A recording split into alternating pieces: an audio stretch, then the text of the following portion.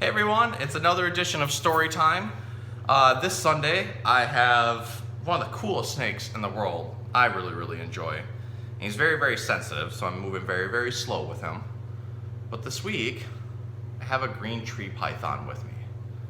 Now these are an absolutely amazing snake from Australia. They only live in a certain coastal part of Australia and then also in parts of New Guinea and some surrounding islands. Now, you notice how dexterous he is, how easy it is for him to climb. That's because he spends almost his entire life up in the trees. So this snake is what we call an arboreal species. And so while he's up there, he's going to eat things like small reptiles and rodents when he's little, and a little bit more opportunistic. But as he gets older, he'll eat things like birds and bats. In fact, these guys are known for being able to hang from the trees and just snap birds and bats out of midair. Now they can do that because of this awesome camouflage. So he's got all this bright green. This helps him to be able to blend in with all the trees and the surroundings.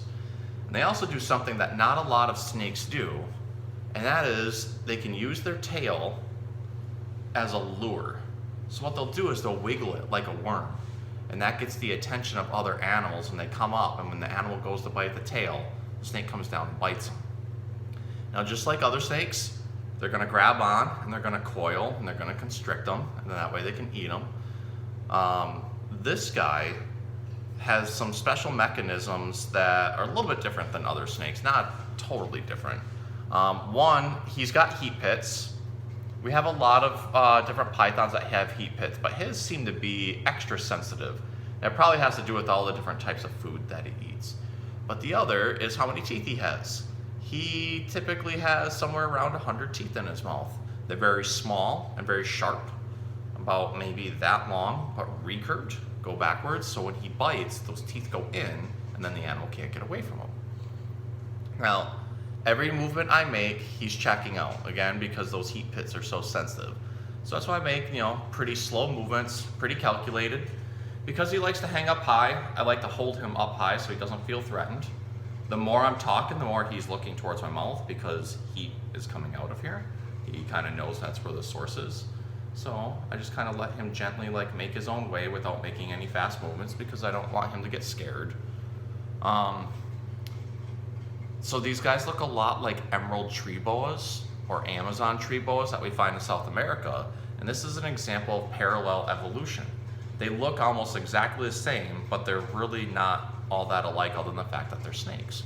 So a green tree python, most pythons lay eggs. Boas are going to give live birth. They look kind of the same, but they have different types of scaling and a little bit of a different head shape and different pattern. These guys are going to get about 5 feet long or so, but your emerald tree boas are going to get around 5 feet to sometimes maybe 7 or 8, and then the Amazon tree boas can sometimes get like 8 feet or so. They're very sensitive again. They're nighttime hunters. You can kind of tell from the cat eye that he has. He's not really letting us show it, but most snakes are nocturnal, not all of them. But he's very smooth. People seem to think that snakes are slimy. They're not. They're very smooth feeling, very easy going. You ready for your story? I don't want to get him too wound up, so we're going to let him sit here, and he seems to be staring at himself on the camera. Today we're going to be reading a book called Hey Al. It's by Arthur Yorinks and Richard Egielski. And it looks like it's about a janitor and some animals. So we're going to get reading to this book so I can get this guy back in his enclosure. Because today is feeding day, so you get your dinner today. Snakes don't have to eat that often. I know I've said that in other videos, but typically a snake like this, we only feed once a week. Snakes can kind of control their metabolism based on the external temperature. Since they're a cold-blooded animal, they don't eat that often. They don't have to keep up energy level. But when they're warm, in warm climates, they're going to want to eat more often. So we try to keep a very temperate climate for him, close to his natural range, and then he just gets fed on Sundays like all of our other snakes. Right, buddy? You're really staring at yourself in there, aren't you? Okay, this is Hey Al. Al, a nice man, a quiet man, a janitor, lived in one room on the west side with his faithful dog, Eddie. They ate together, they worked together, they watched TV together. What could be bad?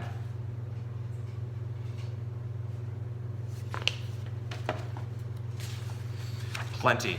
Look at this dump, Eddie growled. We can't have a house? A little backyard to run in for a change? Oh sure, Al snapped. Today it's a house you want. Tomorrow, who knows? Maybe the moon? The moon? The moon, Eddie howled. Pigeons live better than us. No, life wasn't easy for Al and Eddie. They were always working, always struggling. It was always something.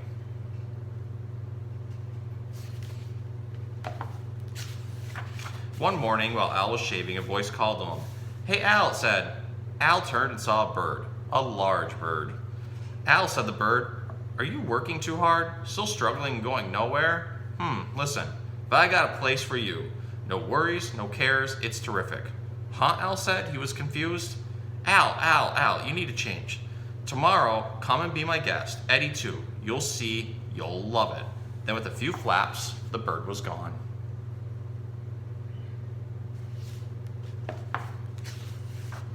You can imagine that evening's conversation. Eddie was already packing.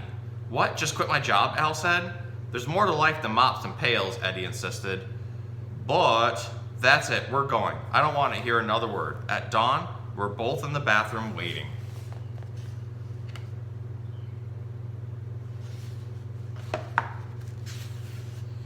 The large bird appeared, and Al and Eddie were ferried thousands of feet upward to an island in the sky.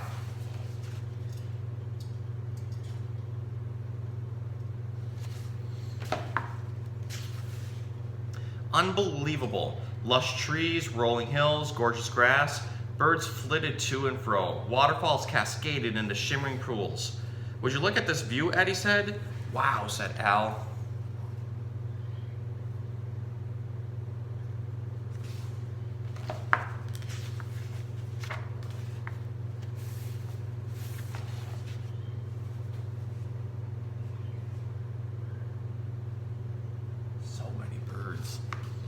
You'd probably enjoy this. Birds sang and brought them food. They ate, they drank, they swam. They sunbathed. They never had it so good. So, Al, is this so terrible? The large bird asked. What a life, Al cooed. A guy could live like this forever. The days passed blissfully. As memories of their old life slowly faded, Al and Eddie decided that this was ecstasy.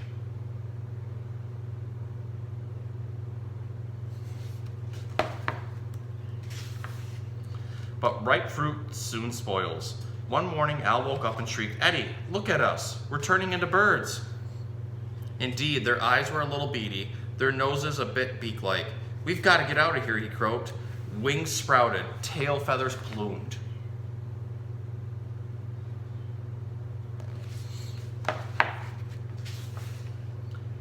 Take us back, Eddie quacked. I don't want to be a bird. I'd rather mop floors. He honked as they pulled flat furiously and rose into the air.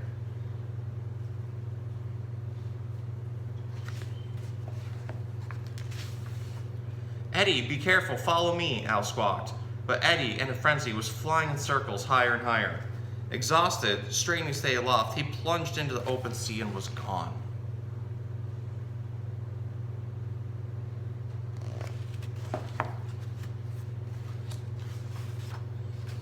Al barely made it home in one piece. Alone, without his friend, he was heartbroken.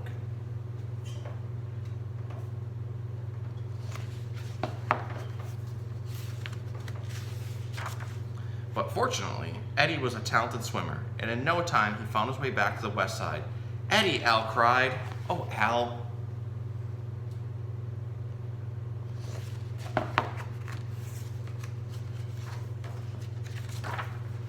Paradise lost is sometimes heaven found. So that is a pretty cool story about basically the old phrase, the grass is greener on the other side. Sometimes you think it's greener on the other side and you get there and you realize maybe it's not so green. Maybe you really missed the other side of the fence.